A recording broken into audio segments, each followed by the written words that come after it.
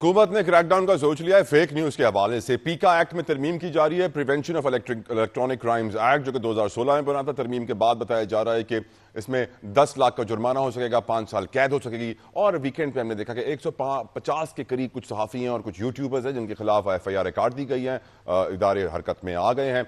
लेकिन एक आम आदमी का सवाल है रफीक रजवाना साहब, इस पीका एक्ट और इस फेक न्यूज के हवाले से।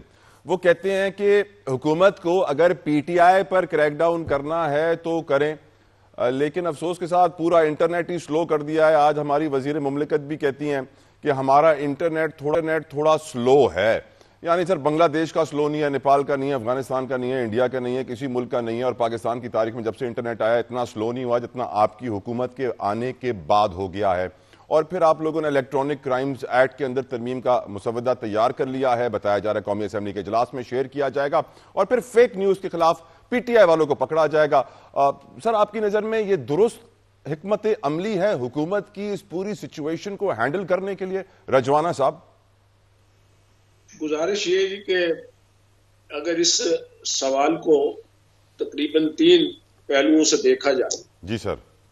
पहला तो ये है, ये फेक न्यूज, जी सर, यूट्यूबर्स, जी सर, ये इजाद तो बहुत पुरानी है, मगर पाकिस्तान के हवाले से ये क्रैक डाउन से रिलेट करे तो फेक न्यूज और यूट्यूबर्स को ये जो प्रोपेगेंडा है, नेगेटिव अफवाह के खिलाफ, जजेस के खिलाफ, शख्सियात के खिलाफ, इररिस्पेक्टिव ऑफ दैट कि मैं किसी को ब्लेम करूं या न करूं, तो क्या ये अच्छी बात है?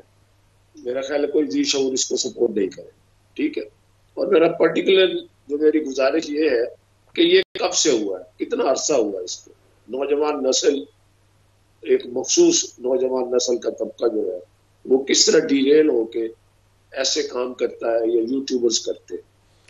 जब ये सूरत हाल हो, कहने को बड़ा होता है जी फेक न्यूज है, या मेरे खिलाफ कोई फेक न्यूज आ जाती है, कोई ऐसी आ जाती है जिस पर मुझे लिबरल या मैं उस पर उसको सू करके डैमेजेस का हक तो रखता हूँ, मगर जब तक मैं डैमेजेस का मुकदमा जीतूंगा उस वक्त तक मेरे शायद पोते जो है ना उसको इनहेरिट करेंगे। यानी रफीक साहब, मैं खबर अपने सोशल मीडिया पे चला देता हूँ कि रफीक रजवाना साहब ने चौथी शादी कर ली है। Let's say this is fake news, तो क्या आप मुझे सू कर देंगे इतनी छोटी सी खबर के ऊपर, या फिर सिर्फ PTI वालों को पकड़ा जाएगा? सर नहीं, मैं जिसने खबर दी है उसको मैं तो नहीं पकड़ूंगा, मैं उसके लिए दुआ कर।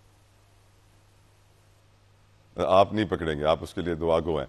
नजमी आलम साहब, आपकी नजर में हुकूमत की स्ट्रैटेजी ऑन फेक न्यूज, पीका एक्ट में तरमीम, सजाओं को सख्त करना, क्या PTI को सोशल मीडिया से खत्म कर देगी, या सोशल मीडिया से नौजवानों को खत्म कर देगी, या वो अपनी आवाज उठाना बंद कर देंगे डर के मारे कि हमने कुछ बोल दिया, अगर वो रियासत के खिलाफ हुआ तो हमें आके उठा लिया जाएगा? आप इस सिचुएशन को कैसे देखते हैं आलम साहब? एवरीवन हैव अ राइट कि वो अपना जो पॉइंट ऑफ व्यू है वो करे, उस पर किसी को इतराज नहीं हो सकता, ना होना चाहिए। ओके। लेकिन मेरी कभी बाहर के मुल्कों में रहने वाले लोगों से बात होती है, वो सोशल मीडिया ज्यादा देखते हैं, तो उनके नजदीक पाकिस्तान में आग लगी हुई, हर चीज तबाह हो रही है।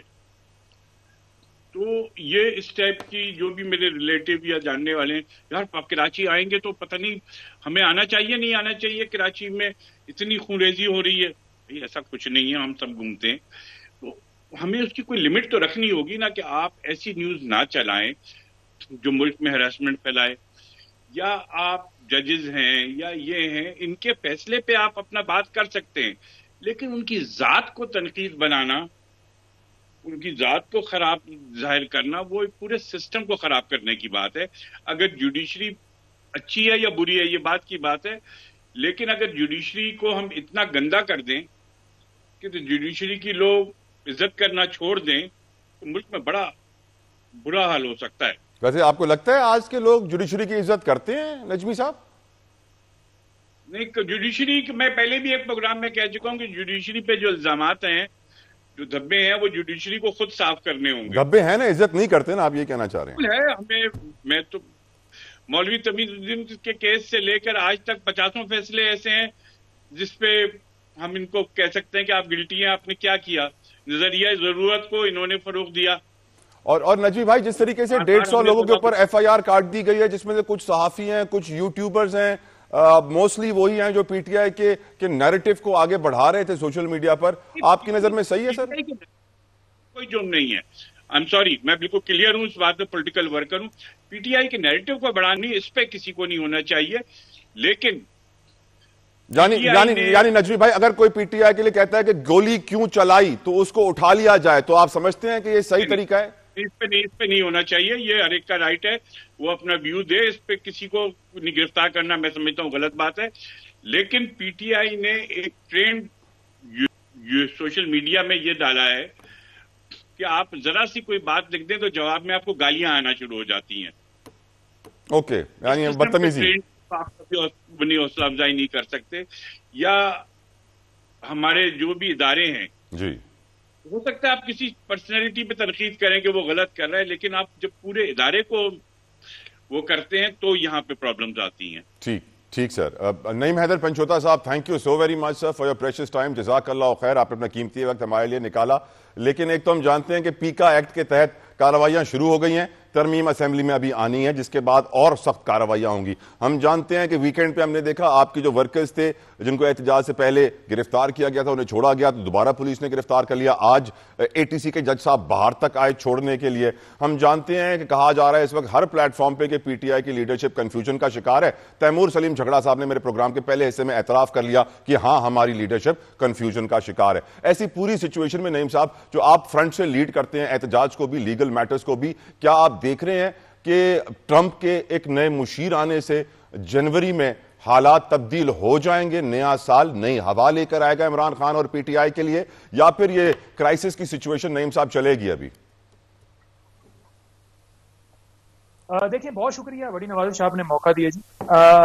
جہاں تک بات ہے اس وقت پاکستان کے حالات کی, تو پاکستان میں تو نہ اس وقت کوئی آئین ہے, نہ قانون ہے, نہ کوئی جمہوریت ہے, نہ کوئی عدالتیں رہ چکی ہیں, نہ کوئی کسی قسم کا کوئی خیال ہے, نہ کسی شخص کو کوئی بنیادی حقوق حاصل ہیں. بلکہ ایک ایسی صورتحال ہو گئی ہے جہاں پر ہر بندہ ایسی صورتحال کے اندر ہے کہ میں نے ووٹ بھی ڈالنا ہے تو اس کی گنتی نہیں ہونی, میرے اوپر جھوٹے مقدمات بنائے جانے ہیں, میں نے کورٹ میں جانا ہے, مجھے ریلیف نہیں ملنا, میرے بھائی کو قتل کر دیا جائے گا تو میری درخواست کو نہیں دے گا, اس پہ ایف آئی آر کو نہیں ہوگی, میں کچھ سی سی ٹی وی فوٹیجز مانگوں گا, کیس نے ڈکیتی کر لی, اس نے گولی چلا دی تو وہ مجھے نہیں ملے گی. تو ایسی صورتحال کے اندر آپ کے پاس یہی راستہ ہوتا ہے کہ آپ اس سارے عمل کے خلاف جو ہے وہ جہاد کریں, اور جہاد کے لیے ہمیشہ تحریک انصاف نکلی ہے. تحریک انصاف کا مقصد یہ ہے کہ جمہوریت اور قانون اور آئین کی بالادستی اور لوگوں کو حقوق دلانا.